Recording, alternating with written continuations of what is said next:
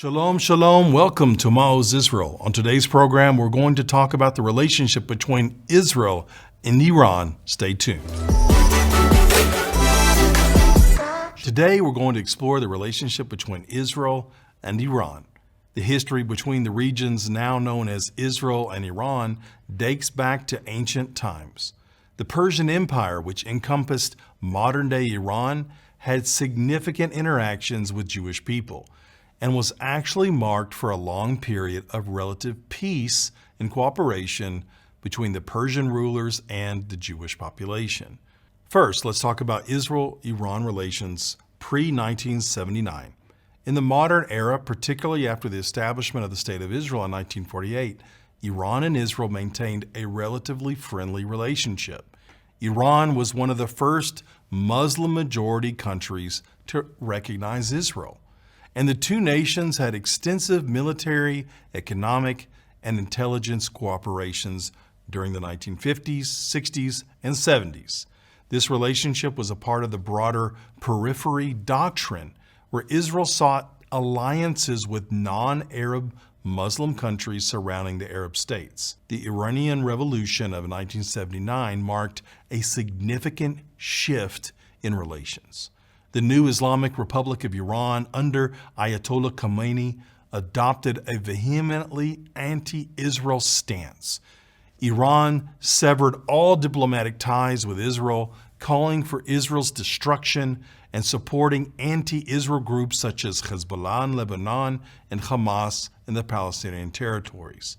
The rhetoric and policies of the Iranian government have since remained hostile towards Israel, viewing Israel as an illegitimate state and a threat to the Muslim world. Geographically, Israel and Iran are separated by several countries, including Iraq and Jordan. And despite the lack of direct borders, the strategic considerations between the two nations are significant.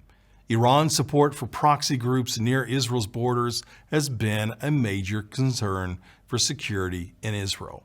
Conversely, Israel's opposition to Iran's nuclear program has been a point of contention, leading to covert operations and cyber warfare between the two countries. The 1980s through the 2000s marked significant covert activities and hostilities between Israel and Iran. The relationship has been marked by Israel's clandestine operations, including alleged Israeli attacks on Iranian nuclear facilities and the assassination of Iranian nuclear scientists. Iran has accused Israel of cyber attacks, most notably the Stuxnet virus, which has targeted Iranian nuclear centrifuges and been successful to take them out. Iran's support for Hezbollah in Lebanon has been a direct threat to Israel, leading to conflicts such as the 2006 Lebanon War. Hezbollah, funded and armed by Iran, has carried out numerous attacks against Israeli targets. Iran channels significant resources to Hamas as well, enabling the group to acquire and develop sophisticated arsenals of rockets and other weaponry. Reports have detailed how Iranian funds are used to build and maintain the tunnels that facilitate cross-border attacks. The international efforts to curb Iran's nuclear ambitions have further strained relations. Israel has been a very vocal opponent of Iran's nuclear development, which is supported by many nations, arguing that it does not do enough to prevent Iran from obtaining nuclear weapons.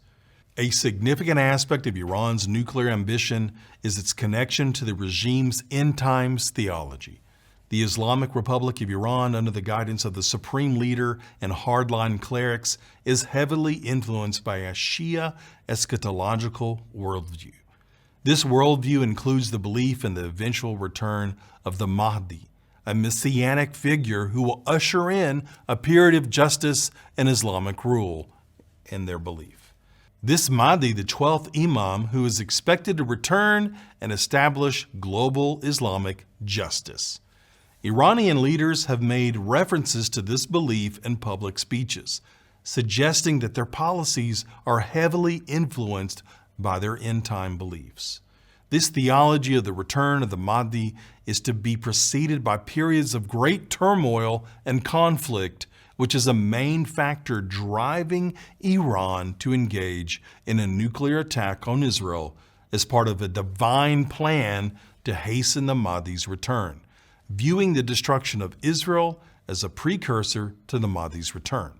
But while a false narrative is taking place in Iran regarding Israel, the truth is the regions now known as Israel and Iran have significant interactions in biblical history, primarily through the Persian Empire's influence on the Jewish people. And one of the most critical interactions was during and after the Babylonian exile. The Babylonian Empire conquered the kingdom of Judah and destroyed the first temple in Jerusalem in 586 BC, which led to the exile of many Jews to Babylon. This period is well documented in the Hebrew Bible, particularly in the books of Daniel and Ezekiel. The turning point came with the rise of the Persian Empire under Cyrus the Great.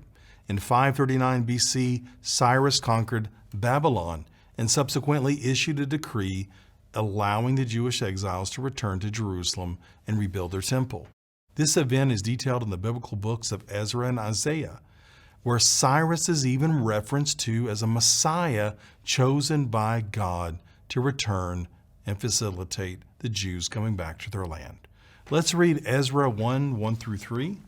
In the first year of Cyrus, king of Persia, in order to fulfill the word of the Lord spoken by Jeremiah, the Lord moved the heart of Cyrus, king of Persia, to make a proclamation throughout his realm and also to put it in writing. This is what Cyrus, king of Persia, says: "The Lord, the God of heaven, has given me all the kingdoms of the earth and has appointed me to build a temple for him at Jerusalem in Judah. Any of his people among you may go up to Jerusalem in Judah and build the temple of the Lord, the God of Israel, the God who is in Jerusalem, and may their God be with them." And we continue reading in Isaiah 45:1. "This is what the Lord says to his anointed, to Cyrus, whose right hand I take hold of to subdue nations before him, and to strip kings of their armor, to open doors before him, so that gates will not be shut." Under the leadership of Persian kings, the Jewish people were able to return to their homeland and rebuild the temple, known as the Second Temple. This period is a significant part of Jewish history and religious tradition, and it's marked by the restoration of Jewish worship in the community life of Jerusalem after the exile. Another important biblical narrative involving the Persian Empire is the story of Esther. The entire book of Esther is set in Persia, modern-day Iran. Esther tells the story of a Jewish woman who becomes a queen and saves her Jewish people from a planned massacre. This story is commemorated annually in Israel and around the world by Jewish people during the festival of Purim. One of the key verses in Esther which so powerfully resonates in times like we are living now in Israel. Let's read Esther verses 4-14. "For if you remain silent at this time, relief and deliverance for the Jews will arise from another place, but you and your father's family will perish. And who knows, but maybe you've come to your royal position for such a time as this." As we fast forward now to the events of April 13th, 2024, Israel faced a significant attack originating from Iranian-backed forces. As we know, Israel has had to face horrific atrocities committed by Hamas.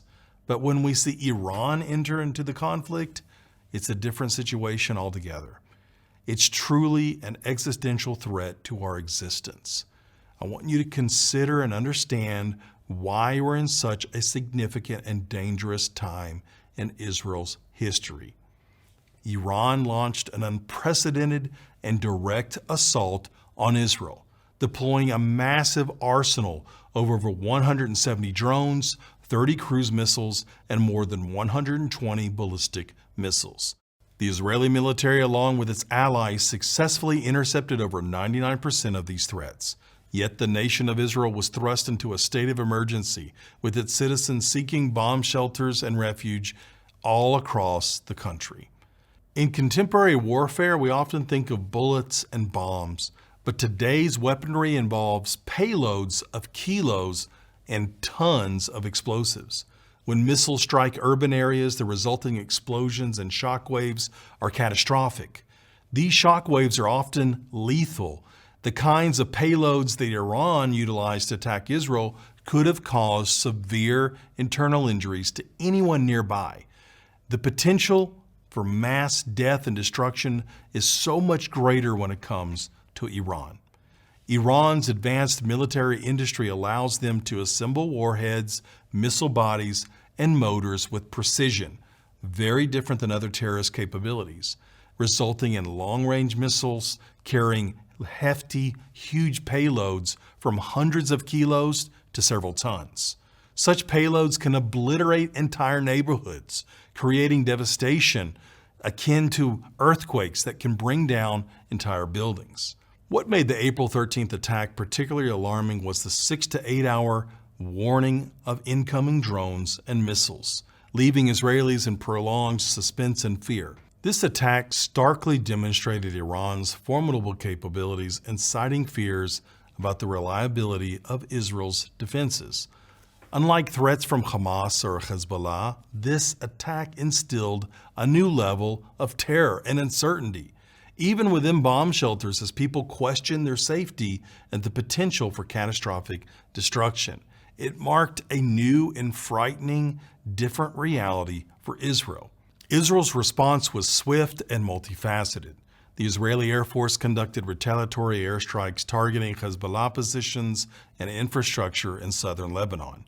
These strikes aimed to dismantle the rocket launch sites and signal Israelis' capability and readiness to defend its territory. The international community's reaction to the April 13th attack were mixed. The United States and several European countries condemned the rocket attacks on Israel and expressed Israel has a right to self-defense. The United Nations, while calling for restraint on both sides, urged a de-escalation of violence to prevent further civilian casualties and an extensive regional instability. The April 13th attack is part of the long history of hostilities between Israel and Iran. But while the official stance of the Iranian government remains staunchly anti-Israel, a significant and often overlooked segment of the Iranian population holds a much more favorable view of the Jewish state.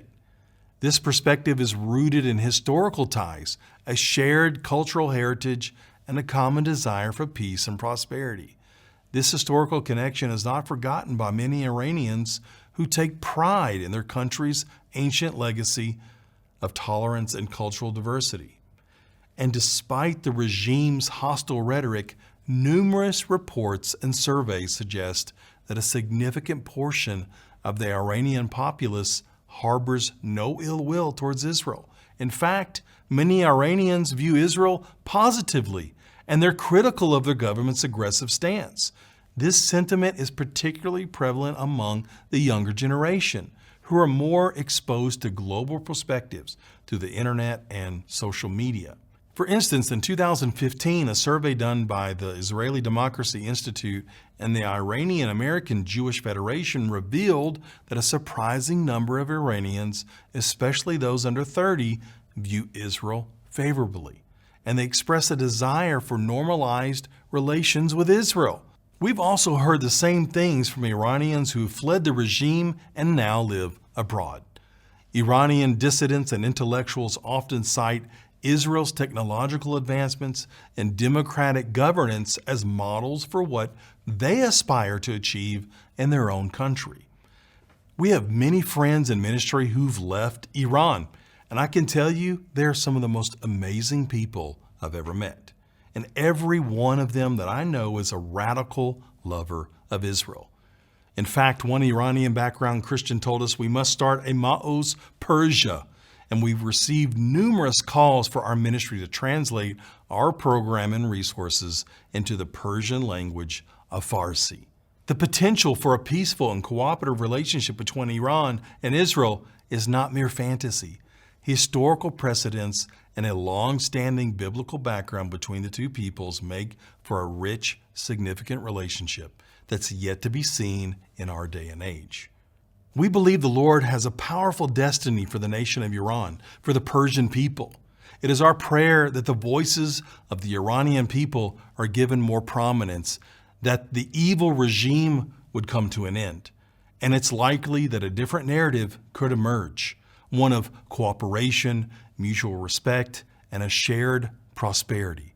And more importantly, a shared faith in the God of Israel and the revelation of Yeshua, the Messiah of both Iran and Israel. Reports coming from Iran of Muslims having visions and dreams of Yeshua are increasing every day. The underground church in Iran is having an authentic, growing miracle. The quiet pro-Israel sentiment among the Iranian population serves as a beacon of hope amidst the region's violent anti-Semitic goals. And this now quiet voice, we believe, will soon be loud and be echoed through the streets of Tehran and Jerusalem together. We don't know how the story with Iran will go from here. We may see more difficult seasons with them, and the Lord may have to break the pride of the people of Iran even further through a horrible military conflict before the nation is freed from its current wicked regime. Or who knows, perhaps revival and awakening will overtake Iran and the change will happen from within, and a new era will emerge between Israel and Iran. But whatever the case is, we know the Lord will stand and protect the people of Israel from destruction. And as we wait for the Lord to direct the course of human history, we here at Maoz Israel, based right here in Jerusalem, Israel, continue to do our part to bless our people right here in Israel, to impact this nation with the gospel. And the information on your screen can show you how you can partner with us, come alongside us to do incredible things to aid, support, and transform everyday lives in Israel all throughout the land. Please pray and consider what you can do for such a time as this. And join us next time for more on Maoz Israel. From Jerusalem, Israel, I'm Kobe Ferguson. Shalom, shalom.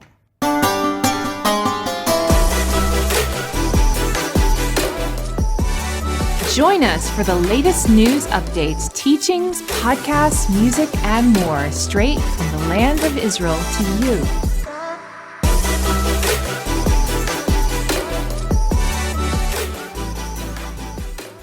You want to know about what's happening in Israel right now? Do you want to understand biblical truths and understand the rich culture of the people and the land itself, the land of Israel? Then click on the link now and subscribe to our YouTube channel to learn about these things and much, much more. Subscribe now.